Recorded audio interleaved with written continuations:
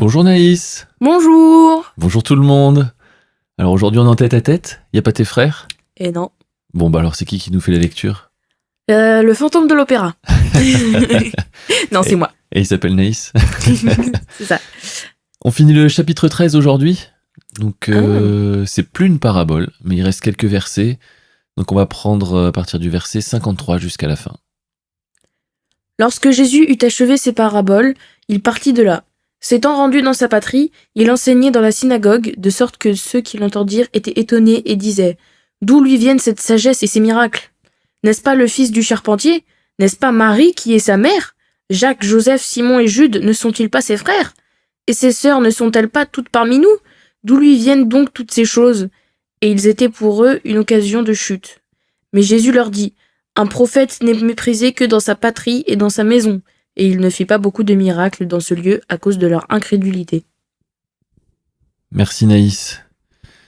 Alors c'est un passage qui est assez connu en fait. Hein. Je sais pas si tu l'avais déjà entendu toi. Ça te dit quelque chose? Oui, j'ai déjà entendu cette histoire. Je l'avais pas vraiment lu dans la Bible, mais dans la Bible bande dessinée, les Bibles manga, enfin je l'ai... Ouais. Alors qu'est-ce qu'on voit ici? Que Jésus... quand il a fini ses paraboles, il partit... il retourne chez lui. Ouais. Pour enseigner dans la synagogue. Comme il faisait un petit peu partout. Voilà. Sauf que chez lui, c'est Nazareth, du coup. Il va où, à Jérusalem? Ouais, c'est Nazareth, là, je pense. Ouais. Et en fait, les gens, ils se disent, depuis quand il fait ça?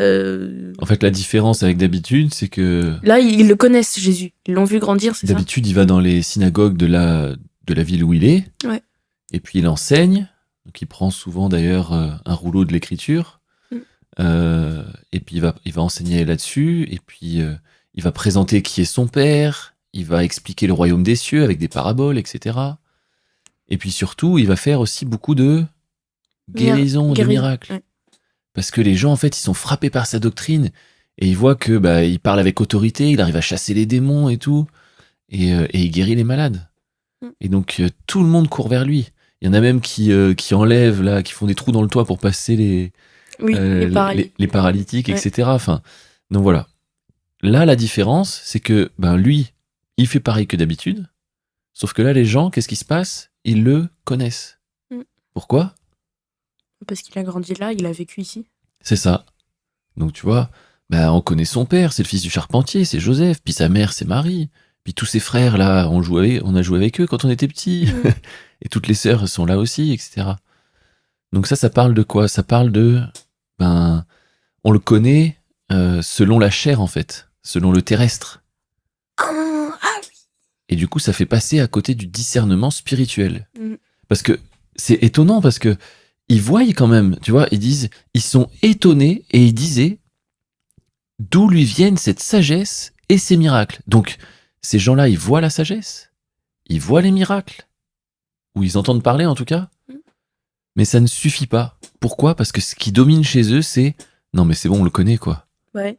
Donc, on comprend pas trop ce qui se passe autour de lui, mais on sait d'où il vient pas du ciel, quoi. Il vient bien de la terre, nous on connaît toute sa famille, et nous on peut pas croire qu'ils viennent de Dieu, quoi, en fait. Ouais.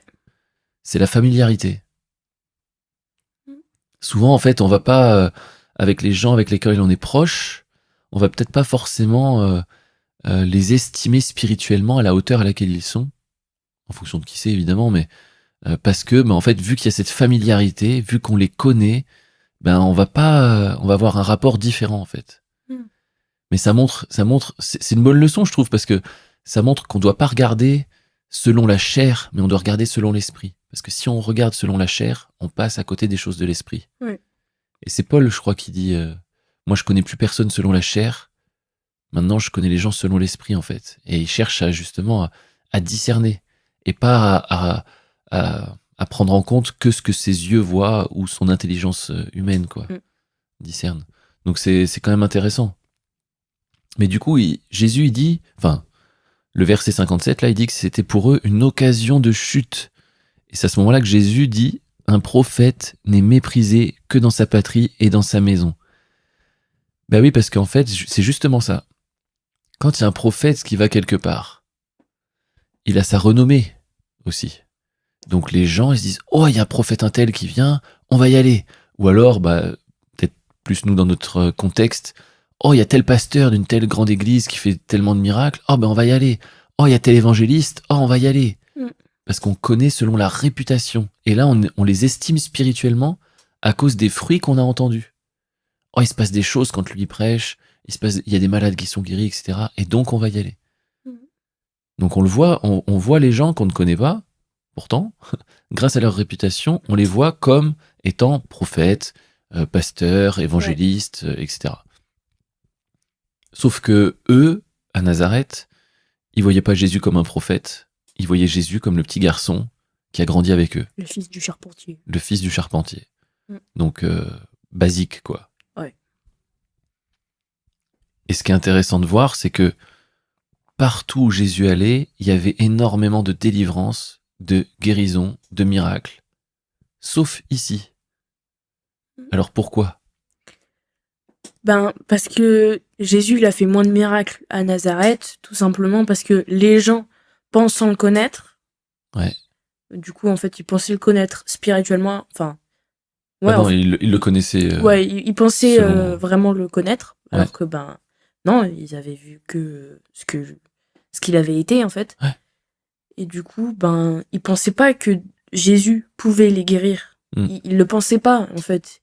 Et je pense que si Jésus leur avait proposé, ils auraient refusé. Parce qu'en fait, ils y croiraient. Enfin, ils Ouais. croyaient pas, quoi. Donc, Ouais. si tu y crois pas, ça ne marche pas. Je crois que c'est ça, dans un autre passage, c'est marqué, enfin dans un autre passage, dans un autre évangile, la même histoire, c'est marqué, il ne put faire là beaucoup de miracles, si ce n'est qu'il n'imposa les mains à quelques personnes et qu'il les guérit. Mm.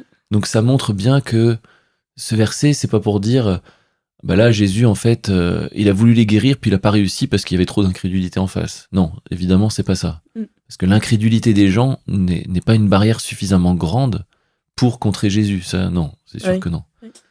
Mais comme tu dis, les gens, vu qu'ils ne croyaient pas, du coup, ils demandaient pas, tout simplement. Mm. Parce que on voit dans les histoires bibliques, la majorité des cas, c'est les gens qui viennent à Jésus. C'est pas Jésus qui va chercher les gens. Oui, il y a des cas où c'est Jésus qui va vers les gens. Mm. Comme la personne à la piscine de Bethesda, par exemple, ou d'autres. Mais la majorité du temps, c'est à cause de sa réputation, à cause de ce qu'il dégage, les gens viennent à lui. Parce que lui, il suscite la foi. Mais quand ça suscite pas la foi, c'était pas lui le problème, là. Du coup, c'est cette familiarité qui fait que, il y a l'incrédulité, donc il y a pas la foi. Mm. Et là, les gens, ils vont pas le voir. S'ils vont pas le voir, forcément, ils sont pas guéris. Logique. Ouais. C'est aussi simple que ça, quoi. Donc Jésus, il était pas trop faible pour les guérir. C'est juste que eux, ils étaient trop sûrs d'eux. Mm. Trop sûrs d'eux pour oser demander, pour croire que c'était possible que le fils du charpentier soit peut-être pas que le fils du charpentier. Mm. Donc voilà. Mais c'est intéressant de voir que c'est vrai pour Jésus, mais ça peut être vrai pour d'autres personnes. Par exemple, je me dis, quelqu'un comme l'apôtre Paul, qui a quand même eu un grand ministère, peut-être qu'il a eu le même souci avec ceux qui le connaissaient, qui étaient proches de lui. Bon, en plus, lui, il était pharisien, donc ils se sont sentis trahis carrément, donc c'est encore autre chose, finalement. Mais ça peut être le cas aussi pour nous. C'est-à-dire que, par exemple, voilà, ça peut être un très bon exemple. Imagine que Dieu t'appelle, toi, Naïs, à avoir un grand ministère de, je sais pas, d'évangéliste et de parcourir le monde entier. Ouais. Nous, en tant que parents, on pourrait se dire, ouais, alors, ça va, attends, doucement, on va se calmer, elle va rester avec nous plutôt, hein. Ou alors parce qu'on aurait peur, enfin voilà. Et parce que tu es notre fille, en fait, on pourrait... j'espère qu'on ferait pas ça. Je pense qu'on ferait pas ça. Mais de toute façon, si vous le feriez... Toi, tu te barres quand même, hein. Oui, ouais, voilà. Ouais, je m'en fous. Non, mais ce que je veux dire, c'est que ça peut arriver, ça. Ouais. Au sein de la famille, en fait, c'est Dieu qui choisit, hein. C'est Dieu qui choisit, et pas parce qu'une personne est meilleure ou une autre, c'est juste, c'est lui qui choisit, parce que lui, il a toutes les billes, hein, il a toutes les informations, c'est lui qui sait ce qui est le mieux. Donc, il choisit, mais c'est vrai que, du coup, dans la famille, ça peut créer des... Ouais, mais non, mais l'autre, elle se sent plus, ou, enfin, tu vois, elle est orgueilleuse, ou elle croit que... Alors que, non, en fait, c'est juste Dieu qui appelle, quoi. Donc c'est important avec nos proches, de faire attention à pas réagir tout de suite dans ouais ben non c'est bon, elle se trompe, il se trompe, non mais c'est pas ça, mais de voir avec Dieu quoi, avec le Saint-Esprit, de vraiment discerner et au contraire de pouvoir être quelqu'un qui supporte et qui encourage si vraiment il y a un appel de Dieu, parce que c'est quand même dommage que en tant que proche on soit un frein au ministère des nôtres quoi. Oui. Au contraire, on devrait être on devrait supporter, on devrait encourager, on devrait pousser, porter, prier, etc. Ouais. Donc je trouve que cette histoire-là, c'est un bel avertissement pour chacun d'entre nous. Parce que moi, je crois que Dieu, il veut lever des grands ministères dans beaucoup de familles. Et en fait, il faut que chacun, en fait, puisse être un encouragement et pas un frein à ça, pour que le peuple de Dieu vraiment puisse grandir, quoi. Et en plus, c'est sûr que ça peut être blessant pour la personne, en fait, parce qu'il dit, attends, vas-y, ma propre famille, j'ai reçu un appel de Dieu, et ma propre famille dit que j'exagère et que je m'invente des trucs. Ouais. Oui, ça peut être blessant, tu peux retarder, en plus, du coup, tu te les dis, choses et tout, ouais. peut-être que en fait, je me suis trompée, ou alors tu te dis, bon, je vais peut-être quand même encore passer un peu de temps avec eux, etc. On a l'exemple avec Joseph, d'ailleurs. Joseph dans la Bible. Ouais. Parce qu'en fait, la jalousie de ses frères, parce qu'à un moment donné, Joseph, il raconte son rêve. Bon, c'était peut-être pas le mieux, il l'a peut-être pas fait de la bonne façon, etc. Oui, c'est sûr. Mais peut-être que si, en fait, on sait pas en vrai. Toujours est-il que les autres, ils l'ont mal pris. Plutôt que de discerner, en fait, l'appel de Dieu qu'il y avait sur sa vie, ils ont pris ça pour de l'orgueil, un esprit de supériorité. Ils disaient, ça va le petit dernier, on va se calmer. Même son père, hein. J'ai dit, mais quand même, attends, même nous, tu crois qu'on va s'agenouiller devant toi? Enfin, attends, c'est nous tes parents, quand même. Ouais. Mais c'était pas pour que Joseph se glorifie. Alors peut-être qu'il l'a fait dans ce sens-là, dans son immaturité à l'époque. Oui, peut-être.